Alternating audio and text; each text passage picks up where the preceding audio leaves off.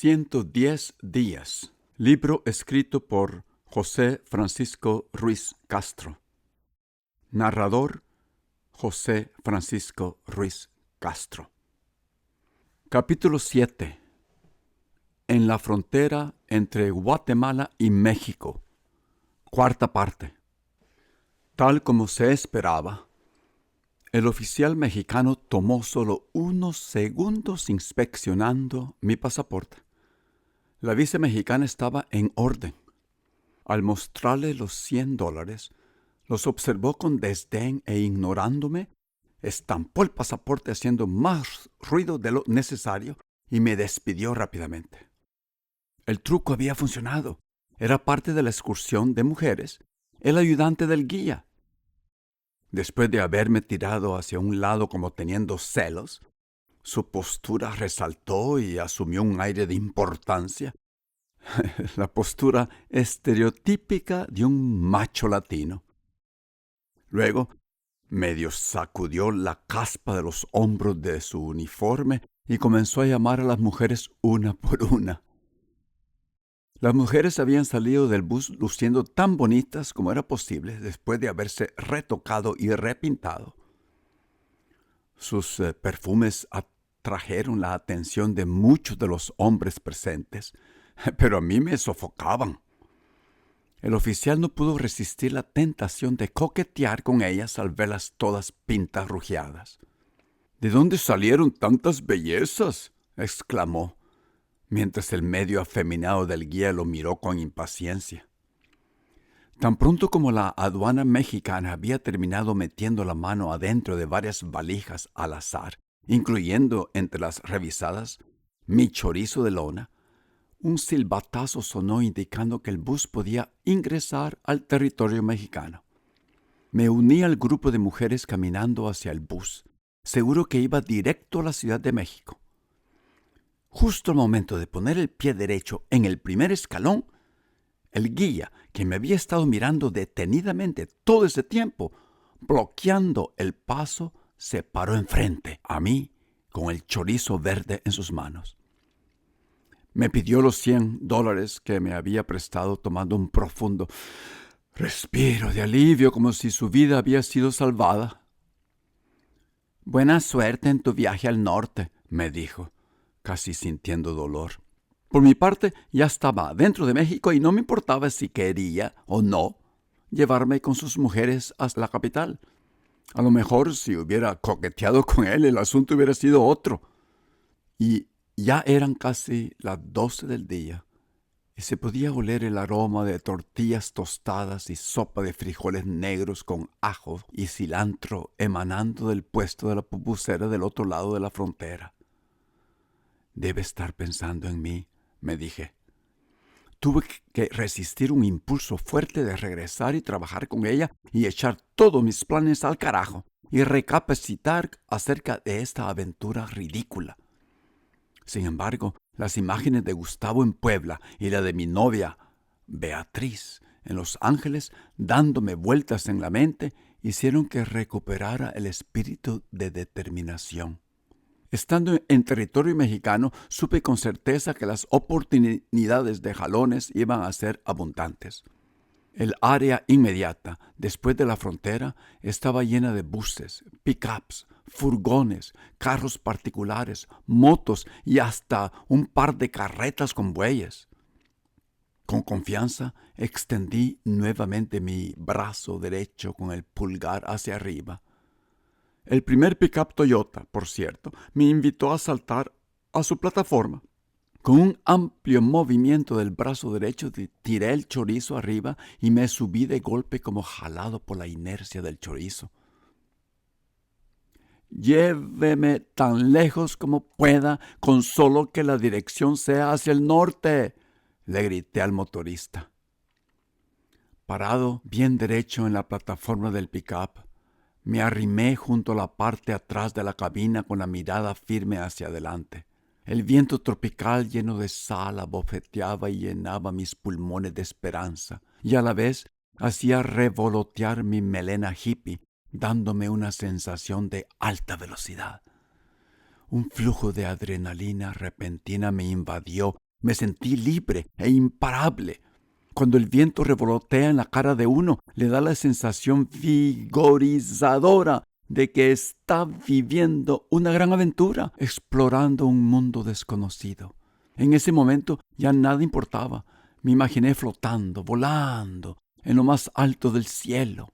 Era el mismo sentimiento que me invadía cuando cabalgaba en la pista, montando sobre aquel caballo blanco llamado Gallina al lado del río Lempa en la hacienda, queriendo alcanzar al tren, o cuando tenía 4 años en mi primera bicicleta, bajando rápido la cuestecita cerca de la casa en la 9ª calle Oriente, y papá orgullosamente observándome desde la esquina. Esa sensación de felicidad que uno siente cuando el viento fresco le da en la cara tal vez se debe a que los humanos evolucionamos de los pájaros que vuelan hacia el horizonte azul oscuro. Estoy seguro que este camioncito va a alcanzar al bus, lo va a pasar y las mujeres se van a sonreír al ser sorprendidas. Me dije, si me dan aventones como este con frecuencia, yo le estaré tocando la puerta a mi compatriota Gustavo Orellana muy pronto. Ya no me aguanto por ver su cara asustada. Ya hace 2 años que no lo veo. No lo puedo creer que tuve un momento de debilidad y casi me regreso a donde la pupusera.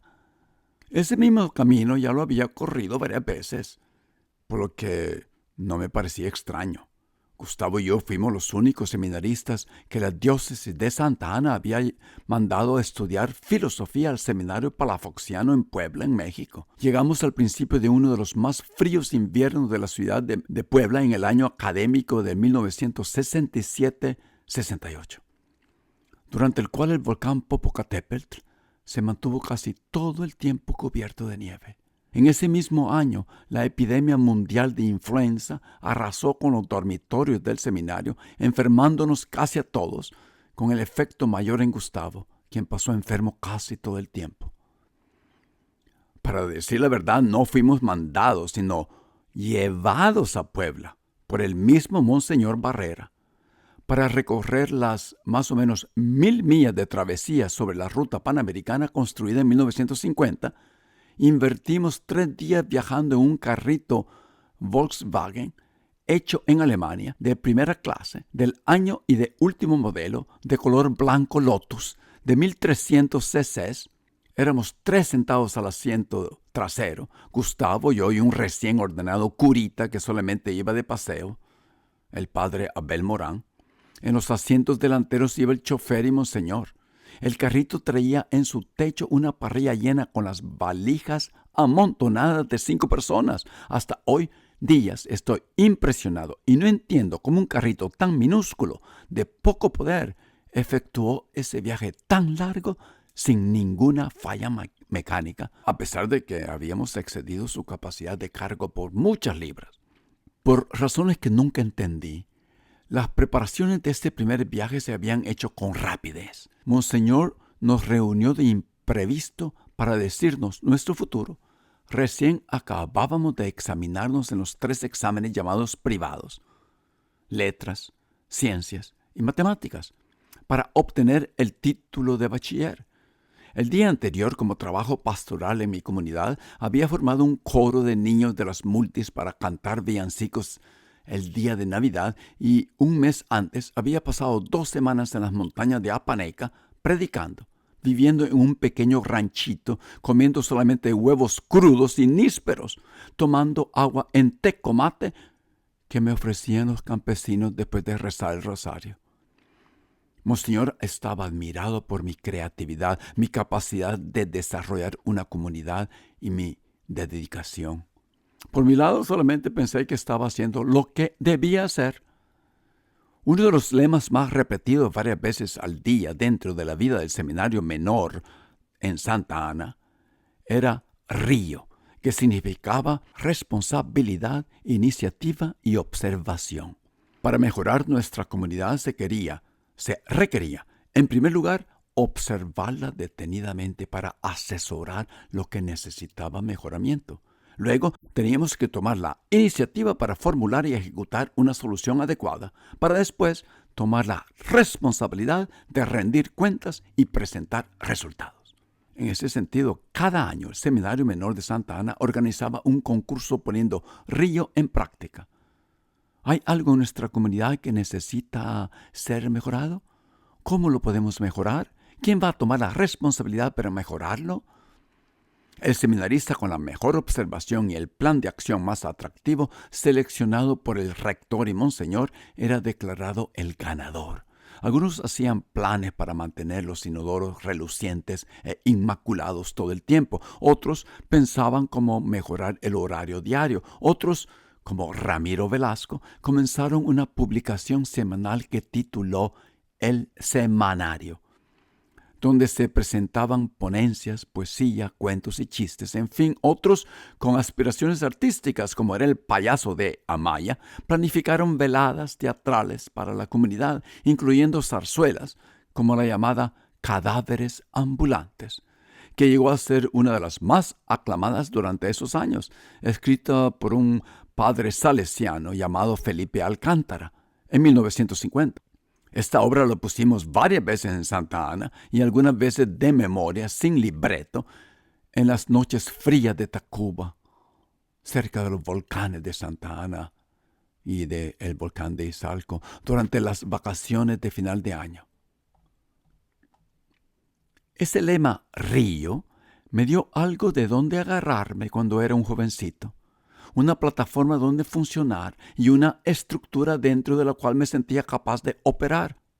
No se me vino a la cabeza en ese tiempo que todo el empeño puesto a la implementación del río en mi vida diaria se iba a manifestar en cualidades personales que atraerían la atención de Monseñor Barrera. Después de mis buenas acciones, él no podía ignorarme, pero yo siento que su favorito siempre fue Gustavo. El temor, supongo, era que Gustavo se sintiera solo y triste por estar tan lejos de su familia, de su cantón San Juan Las Minas, en el departamento de Metapán, y no les pusiera atención a sus estudios.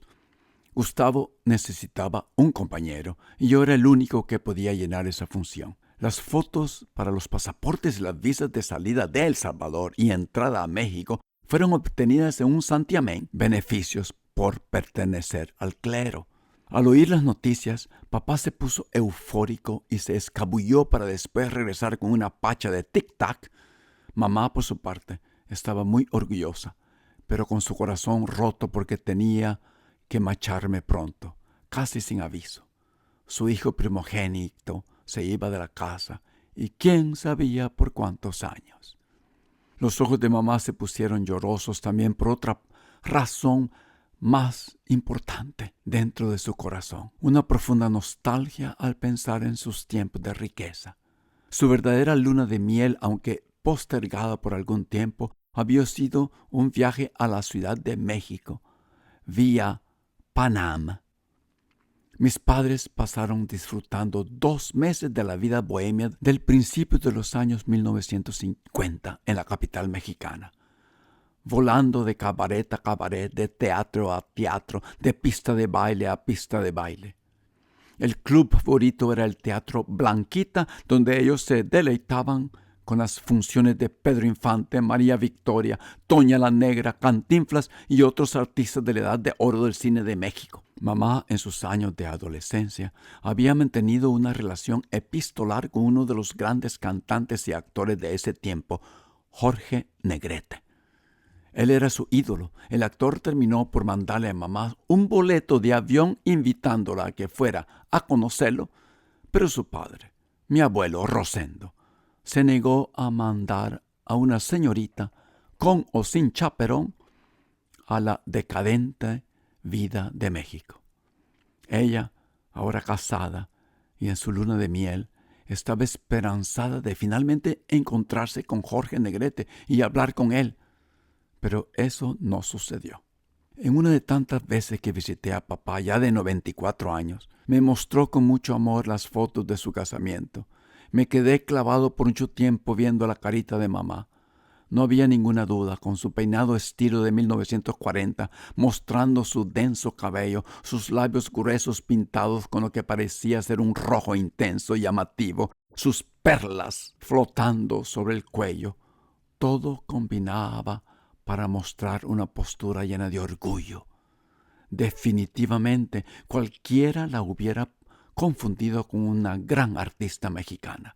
Mi hermano Teto comparte ese sentimiento. El otro día, cuando sin querer dejó que sus ojos derramaran algunas lágrimas mientras miraba, sin planificarlo, una película en blanco y negro de los años 40 con el famoso artista Cantinflas, donde se enamora de una muchacha idéntica a mamá. Así es como nuestra mamá se hubiera visto en aquel tiempo, Teto declaró. Mamá se divirtió mucho en México con papá, aunque se quedó con las ganas de conocer a Jorge Negrete en persona. Como gran finale de su luna de miel, ellos pasaron retozando las últimas 2 semanas en Acapulco, la meca para divertirse en aquel tiempo para todos los latinoamericanos. La luna de miel fue posible gracias a la gran herencia de mamá.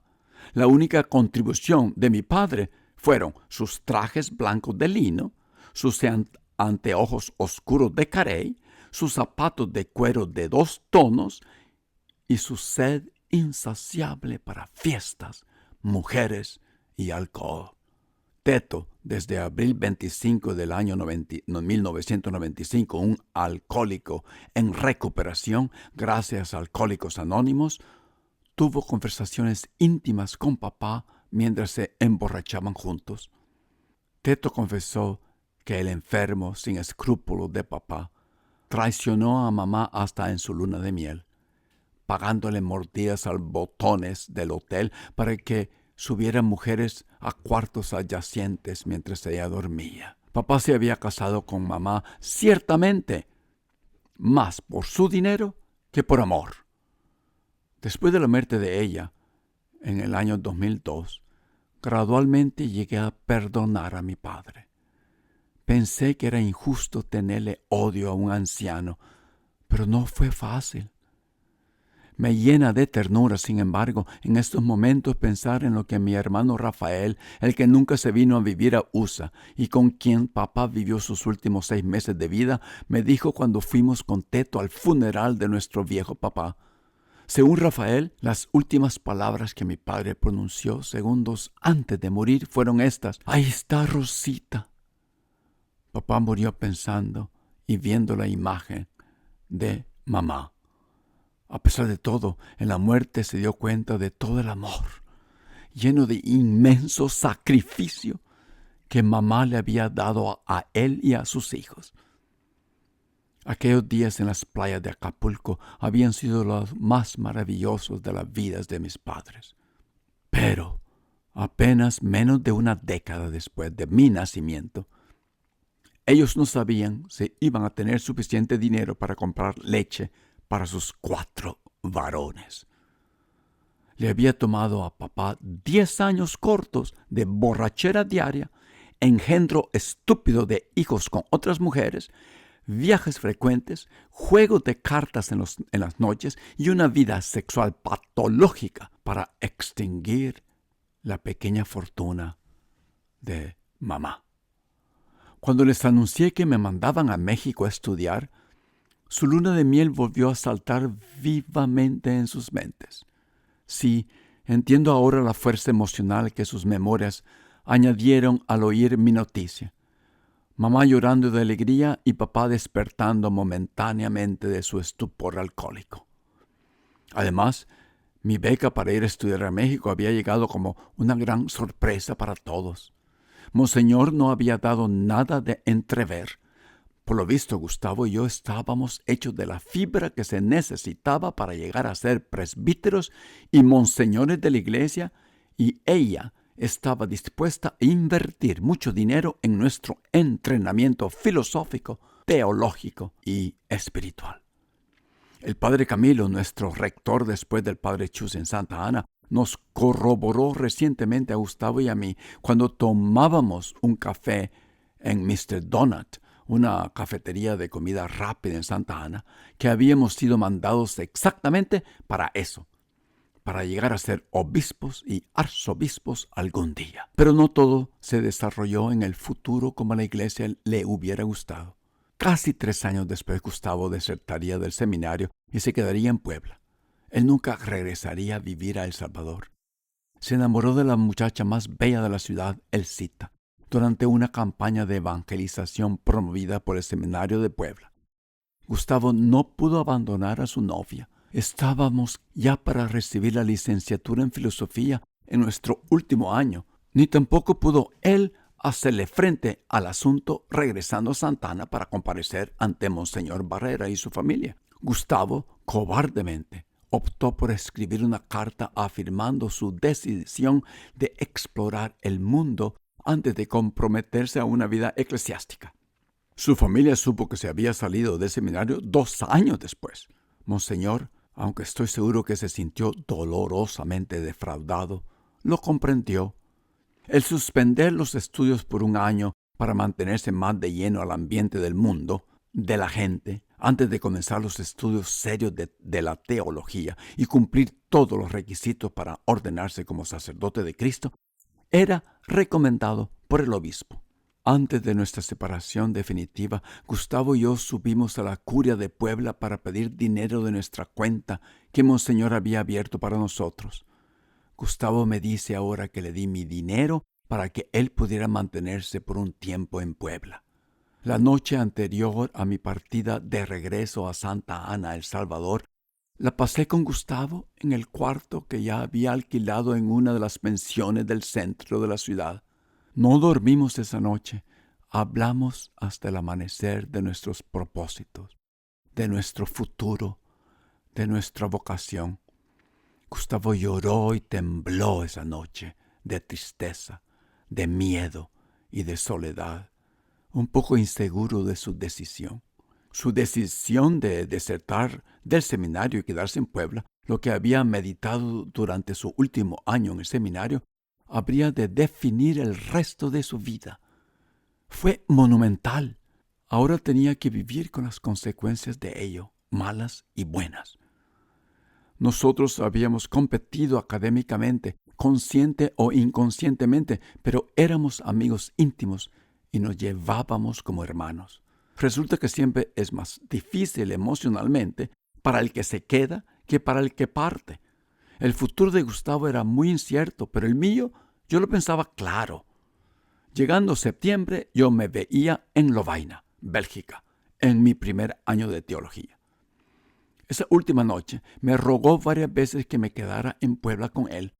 Gustavo ya estaba contratado para enseñar psicología en el Colegio Benavente, un colegio privado, uno de los más caros y más famosos de Puebla. Y me aseguraba que yo podría encontrar trabajo ahí mismo, pero la ilusión de irme para Lovaina era más poderosa. El cerebral y flemático Gustavo me encaminó a la terminal de autobuses al día siguiente a las 8 de la mañana. Una muchacha llamada Mercedes, una compañera del colegio Benavente, también se apareció inesperadamente. Con los ojos húmedos nos dijimos adiós, después de haber compartido tanto como compañeros una vida diaria y una rutina militar. Nuestros lazos de hermanos por la primera vez estaban por romperse, tal vez para siempre. Yo vi en sus ojos por primera vez unos indicios de temor. Monseñor había tenido razón. Necesitábamos un compañero en Puebla. Habíamos hecho todo en equipo y habíamos sido para cada uno la única conexión que teníamos con nuestra querida ciudad de Santa Ana.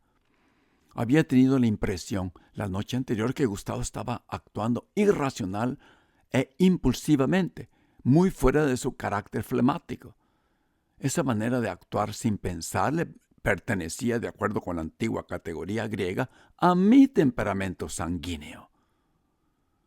Nuestros temperamentos se diferenciaban hasta en la música. Por ejemplo, Gustavo y yo oíamos a Bert Kaempfert mientras estudiábamos por los exámenes privados en el Palacio Obispal en noviembre y diciembre del año 1966. A mí me gustaba la canción Sentimiento Feliz. En inglés es That Happy Feeling. Una canción alegre y movida que iba con mi temperamento. Y a Gustavo le encantaba El País de las Maravillas de Noche, Wonderland by Night. Una despacio y melancólica que iba con el de él. Los discos Los había traído un monseñor llamado Graciano de Italia y usábamos su tocadiscos. Hablando de nuestro impulso de competitividad juvenil, Gustavo salía sutilmente en las aulas y no tan sutilmente en el campo de fútbol. Ahí no mostrábamos ninguna compasión como lo hubiera hecho Jesús. Algunas veces Gustavo me cacheteaba y otras veces yo a él, pero ninguno de los dos estaba listo para mostrar el otro cachete. Algunas veces nos humillábamos el uno al otro y le dejábamos saber a los demás quién era el mejor. Casi todo, sin embargo, era sutil y metafórico. Excepto un día durante mi primer año en el seminario, cuando me pusieron como portero en una cancha improvisada en un campo a las afueras de la ciudad. Los dos habíamos quedado en el mismo equipo. Es el caso que en unos pocos minutos me metieron 6 goles. Atroz. Uno detrás de otro. Evidentemente el otro equipo era mucho más poderoso. Al segundo tiempo, yo no quería pasar por la misma devastadora experiencia y decidí deslealmente cambiarme de lado. Quería ser un jugador ganador al final de todo el partido. Esa canallada resultó insoportable para Gustavo. Aguantó su rabia por unas horas. Se esperó hasta que estuviéramos de regreso al seminario Juan 23 de Santa Ana. Al llegar, al verme caminando al lado de la pared de la capilla, decidió agredirme con una rabia inesperada, empujándome en contra de ella. Acepté su enojo y cólera como algo justo y pensé acerca de mis acciones y de la facilidad con que abandonaba yo los compromisos. Había mostrado poca integridad de carácter. Uno nunca traiciona a su equipo. Otra vez, un poco más grandes, durante nuestro año de propedéutica en Santa Ana, me puse a practicar el piano en el segundo piso del seminario, en el mismo salón donde se le había ocurrido a Gustavo, buscando silencio completo, esconderse para estudiar para sus exámenes finales de latín y de griego. «Chico, por favor, ¿tú puedes dejar de tocar el piano? ¿No ves que estoy estudiando?», me preguntó, ampliando sus ojos azules más visibles en ese momento, a pesar de sus lentes gruesos, como si él estuviera viendo a través del fondo de una botella de vino. «Este es el único momento que tengo para practicar. Estoy tratando de aprenderme el Danubio Azul». «Estudia con la música», contesté pedantemente. Su cara se puso chapuda como un gran mango maduro. «O tú paras de tocar el piano o yo te paro», él replicó con voz fuerte, mientras de forma ofuscada empujaba el pupitre hacia adelante con fuerza y comenzaba a dar saltos largos hacia mí. Su cara había cambiado de mango maduro a fresa. Escuché el sonido cortante de sus pasos repetidos cuando se desplazaba sobre los resplandecientes ladrillos de cerámica. Entendí que venía encendido como el diablo. Volteando la cabeza, me paré con los puños cerrados y pateé la banca del patio hacia atrás como un caballo. El piano respondió con todas sus cuerdas, produciendo uno de los sonidos más disonantes que pueda producir. Los seminaristas estudiando abajo en el primer piso pudieron haber pensado que nosotros estábamos moviendo el piano de un lugar a otro descuidadamente. Me acuerdo arremetiéndonos mutuamente y encontrándonos en medio del salón. Nos abofeteamos y nos pateamos, o hicimos el intento, terminando en esquina opuesta y nuevamente repetíamos el baile. Parecíamos 2 caballeros de la Edad Media en sus caballos y con sus lanzas apuntando al contrincante durante una justa. Reiteramos ese vaivén varias veces, abofeteando y pateando cuando llegábamos al centro del salón para después ir a descansar un poco en la esquina. Las patadas y bofetadas eran amortiguadas por las faldas largas de nuestras sotanas, que llegaban hasta los tobillos. No recuerdo cómo terminó todo aquel embrollo, pero sé que el resto del plantel se percató de nuestro desorden. Un grupo entró a espiar lo que estaba pasando y uno de nosotros salió del salón. Ninguna de nuestras bofeteadas y patadas cayeron en carne viva. Todo fue una gran conmoción sin sentido. Ese fue el momento más culminante de nuestra animosidad. El año de propedéutica en el Seminario Menor Juan 23 en Santa Ana, El Salvador, nos condujo sobre momentos que nos hicieron abrir los ojos y despertar de nuestra santidad, aunque solo momentáneamente. Una de esas experiencias ocurrió cuando Imelda, la hermanita menor del padre Camilo, nuestro rector, decidió visitar a su hermano todos los domingos. Ese era el día que las monjas la dejaban salir del claustro de Santa Cecilia. Esta presencia femenina desamarró instintos carnales entre nosotros. Lógicamente, empezamos a competir por su atención desde el primer momento que le habíamos echado una buena mirada desde el corredor de la primera planta, donde nos sentábamos a hacer nuestros deberes los domingos, flotando como una aparición angélica. Ese día Imelda graciosamente avanzó a lo largo del patio, virando su cabeza suavemente hacia nosotros para darnos furtivamente una tímida mirada que nosotros interpretamos como relámpagos luminosos. El ritmo agudo de sus tacones altos al pegar en los ladrillos del patio acompañaba a un suave pero inconfundible movimiento de caderas que hacían que su pelo rubio en forma de cola de caballo se balanceara de un lado a otro. Nosotros seguimos cada uno de sus movimientos, desde el zaguán del seminario hasta que desaparecía al final del patio cuando giraba para subir al cuarto de su hermano Camilo. Pérez, el portero del seminario, acababa de abrir el zaguán después que ella había tocado el timbre insistentemente. La misma escena se repetiría todos los domingos ese año. No iba a tomar mucho tiempo antes que estuviéramos obsesionadas con esa muchacha. Tan pronto como nos sentábamos a hacer nuestros deberes en nuestro escritorio correspondiente en el corredor, como perros de Pavlov, sentíamos una corriente caliente que alumbraba nuestras entrañas, aun cuando todavía no la habíamos visto llegar. Un domingo, el padre Camilo había salido fuera de la ciudad. Me había dejado todas las llaves del seminario porque en ese día yo fungía como el celador. Perdone, joven, que lo moleste. Me dicen que usted podría abrir el cuarto de mi hermano. Imelda me preguntó mirando hacia mis ojos adorablemente. Esa fue una de las primeras veces que me di cuenta que las mujeres de verdad existían. No me acuerdo exactamente lo que pasó después que abrí el cuarto del padre Camilo. Solo recuerdo que terminamos sentados inocentemente agarrados de la mano en la cama del padre. Hablábamos de sus cursos en el colegio interminablemente y nos comenzamos a sentir como dos tortolitas injustamente atrapados en una jaula, deseando fuertemente que algún día pudiéramos escaparnos tomando el vuelo hasta poder perdernos en el infinito cielo.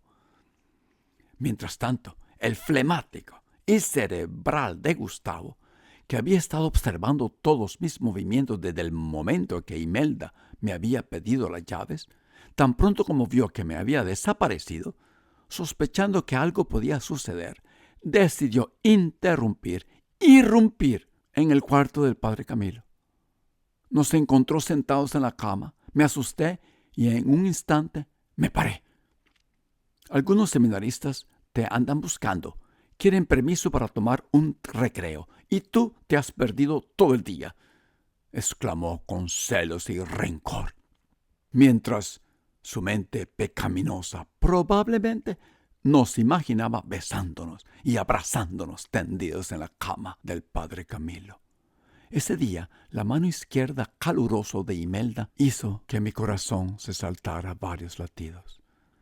Y desde ese momento, esperé con ansia sus visitas dominicales con una anticipación sin aliento. Un domingo en la tarde, El padre Camilo nos invitó a Gustavo y a mí a meternos en su Volkswagen negro para dar un paseo por el volcán de Santa Ana. Imelda estaba sentada adelante. Nos parqueamos al lado de una de las faldas del volcán para caminar. La topografía mostraba claramente cómo la lava había descendido, tal vez en una de sus erupciones durante el siglo XVI. Hicimos camino, subiendo y bajando inmensos peñascos grises. Inevitablemente, Imelda, vestida con un vestido amarillo largo, no estaba preparada para una caminata larga y escarpada. Gustavo y yo nos turnábamos para ofrecerle la mano para que subiera las grandes rocas. Imelda había decidido que cogería mi mano con más frecuencia, por lo que él no pudo evitar mostrar en su cara un poco de celos. De regreso al seminario, el radio diminutivo del Volkswagen estalló con las nuevas canciones del momento. Yo soy aquel, yo estoy aquí, por las que se hiciera uno de los cantantes más famosos del mundo latinoamericano, Rafael, y que acababan de ganar grandes premios en Europa. La estación de radio repitió sin cesar esas dos canciones desde que salimos del volcán y desde aquel instante se convirtieron automáticamente en las canciones para siempre asociadas con Imelda.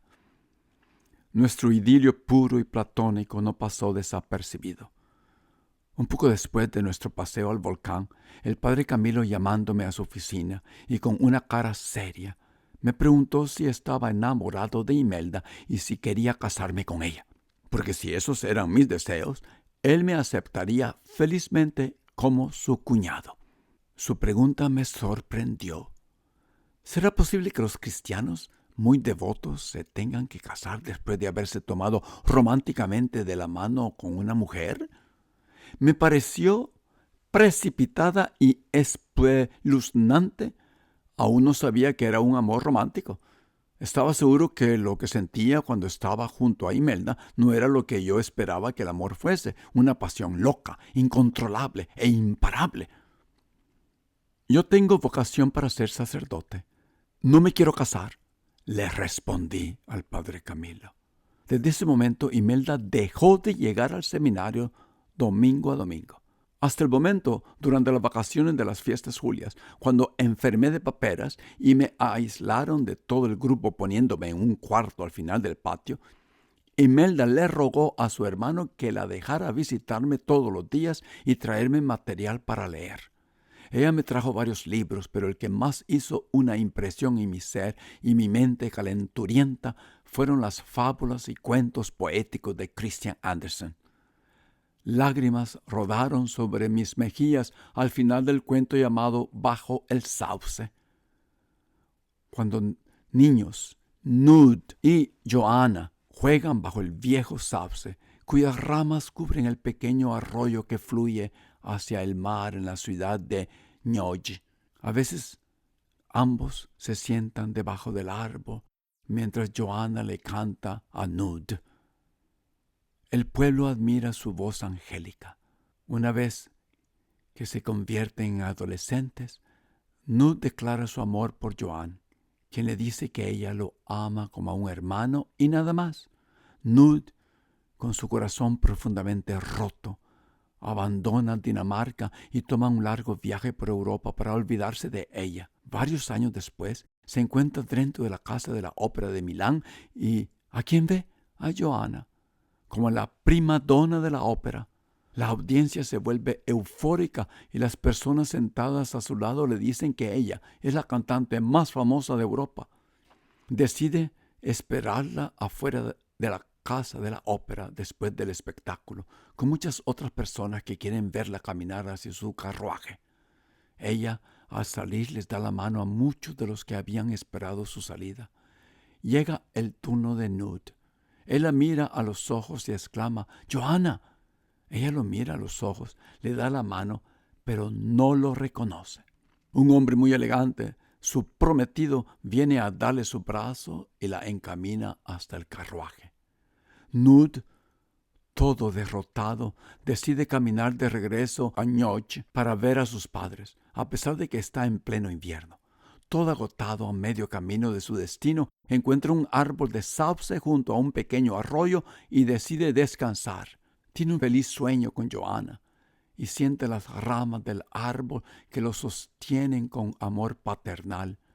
Se despierta por un momento, pero le pide al árbol que lo adormezca para continuar soñando su feliz sueño con la que ama. Los aldeanos lo encuentran congelado muerto bajo el árbol de sauce a la mañana siguiente.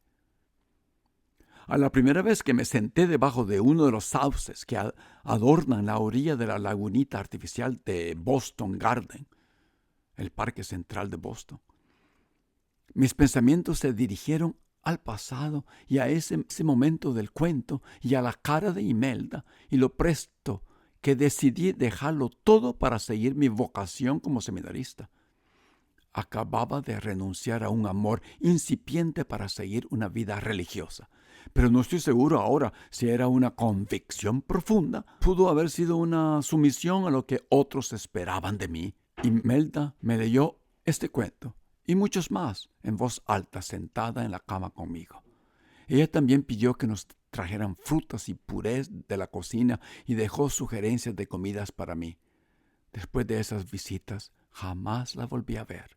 El cerebral flemático de Gustavo me dice ahora que Camilo, su hermano, de verdad quería que me casara con Imelda y hacía todo lo posible para dejarnos solos. El año pasado, 50 años después, el destino nos juntó a todos otra vez en Santa Ana, en la frecuentada cafetería de comida rápida llamada Mr. Donut. Imelda llegó tarde, clamorosa como siempre, con una sonrisa sincera, amplia y ojos tiernos y románticos. Los dos, Gustavo y yo, corrimos a saludarla con besos y abrazos. La vejez lo suaviza todo. Tomé una pausa mirándola, detenida e inquisitivamente, con una sonrisa maliciosa le dije, finalmente llegó el momento de elegir entre Gustavo y yo. Los tres estallamos en sonrisas recordando esos días tan lejanos en nuestras historias, esos momentos cuando nuestros corazones de adolescentes palpitaron tierna e inocentemente. El camioncito Toyota frenó de repente y me trajo de vuelta a la realidad. ¿Por qué estamos parando?, me dije. Habíamos estado viajando no más de media hora y estábamos llegando a una bifurcación en el camino, antes del pueblo de Tapachula. Los uniformes verdes y los cascos metálicos eran inconfundibles. El golpe sordo de sus botas, la agitación de sus rifles con sus cartuchos curvados y el resplandor de las esposas encendieron miedo de nuevo en mi corazón. Una caseta de tablas de madera sin pintar estaba puesta en medio del desvío. Era un puesto de la Guardia Nacional de México. Podría saltar y correr hacia el bosque y esconderme, me dije. No puedo. Probablemente me tiran balazo para matarme. Chistoso. Me escapo de la Guardia Nacional salvadoreña solo para venir a morir en las manos de la mexicana.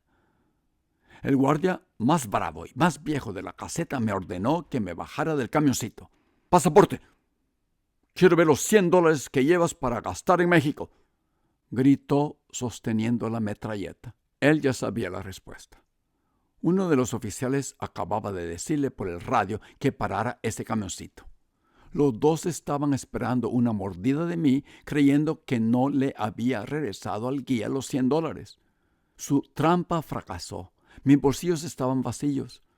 Un fuerte temor retorció mis intestinos y disparó las palpitaciones de mi corazón, casi deshilachando mis tímpanos. Las esposas se sintieron más frías y pesadas de lo que me imaginaba. El chorizo de lona verde de teto fue tirado del camioncito y cayó al lado de la zanja. El guardia jovencito le dio un golpe fuerte a la carrocería trasera del camioncito con su mano izquierda para indicarle al chofer que ya podía continuar con su viaje.